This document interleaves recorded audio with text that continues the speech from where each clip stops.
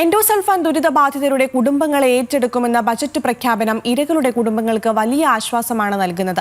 Endosulfan ദുരന്തത്തിന്റെ ആഘാതം ഏറ്റുവാങ്ങിയ കാസർഗോഡിന് പ്രതീക്ഷ നൽകുന്ന പ്രഖ്യാപനമാണ് ഉണ്ടായിരിക്കുന്നതെന്ന് എൻഡോസൾഫാൻ പീഡിത മുന്നണിയും രോഗബാധിതരുടെ കുടുംബങ്ങളും പ്രതികരിച്ചു. സർ, എൻഡോസൾഫാൻ ബാധിതർക്കുള്ള ധനസഹായം, എൻഡോസൾഫാൻ ബാധിതർക്ക് അർഹമായ എല്ലാ ആനുകൂല്യങ്ങളും ലഭ്യമാക്കും.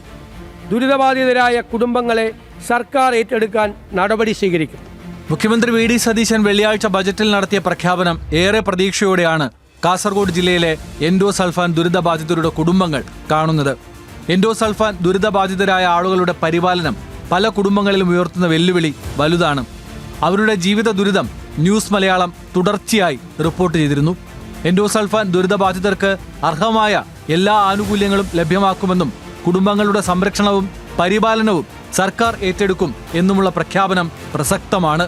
ഇതിന് തുടർ നടപടികൾ ഉണ്ടാകണമെന്നും പ്രഖ്യാപനത്തെ പ്രതീക്ഷയോടെ കാണുന്നതായും എൻഡോസൾഫാൻ പീഡിത ജനകീയ മുന്നണി ചെയർമാൻ അമ്പലത്തറ കുഞ്ഞികൃഷ്ണൻ പറഞ്ഞു. കാസർഗോട്ടെ എൻഡോസൾഫാൻ ദുരിതബാധിതരെ സംബന്ധിച്ചിടത്തോളം വലിയ സന്തോഷമുണ്ടാക്കുന്ന ഒന്നാണ്.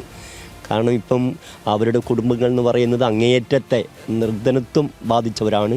അവർക്ക് പരസഹായം പോലും ഇല്ലാത്ത രീതിയിലേക്ക് കാര്യങ്ങൾ നീങ്ങിക്കൊണ്ടിരിക്കുന്നുണ്ട്. ഈ ഒരു ഘട്ടത്തിൽ അവരുടെ മുഴുവൻ പ്രശ്നങ്ങൾ, പ്രത്യേകിച്ച് അവരുടെ ചികിത്സ, അതോടൊപ്പം അവരുടെ സാമ്പത്തിക സഹായങ്ങൾ ഇങ്ങനെയുള്ളത് ഏറ്റെടുക്കാൻ പോകുന്നു എന്ന് പറയുന്നത് ഒരുപക്ഷെ നാളിതുവരെ ചെയ്യാത്തൊരു സംഭവമായിരിക്കും എന്ന് തന്നെയാണ് ഞങ്ങൾ കരുതുന്നത്.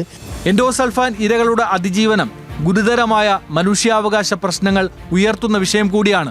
രോഗബാധിതരായ 6756 കുടുംബങ്ങളാണ് നിലവിലുള്ളത്. 2017 ക്യാമ്പിൽ ദുരിതബാധിതരായി കണ്ടെത്തിയ 1031 പേരെ ഇനിയും പെൻഷനോ നഷ്ടപരിഹാരമോ കിട്ടേണ്ടവരുടെ പട്ടികയിൽ ഉൾപ്പെടുത്തിയിട്ടില്ല. സഹജീവനം സ്നേഹഗ്രാമം എന്ന പുനരധിവാസ പദ്ധതി പേരിൽ മാത്രം ഒതുങ്ങിയ അവസ്ഥയിലാണ്. എൻഡോസൾഫാൻ ദുരിതബാധിതരുടെ പ്രശ്നങ്ങളിൽ നിർണായക തീരുമാനമെടുക്കേണ്ട സെല്ല് യോഗങ്ങൾ ചേർന്നിട്ട് 3.5 വർഷമായി. ദുരന്തബാധിതരുടെ സമരങ്ങളിൽ മുൻനിരയിലുണ്ടായിരുന്ന വി ഡി സതീശൻ മുഖ്യമന്ത്രി എന്ന നിലയിൽ നടത്തിയ പ്രഖ്യാപനത്തെ ഇരകളുടെ കുടുംബങ്ങളും സമരസമിതിയും പ്രതീക്ഷയോടെ ഉറ്റുനോക്കുകയാണ്.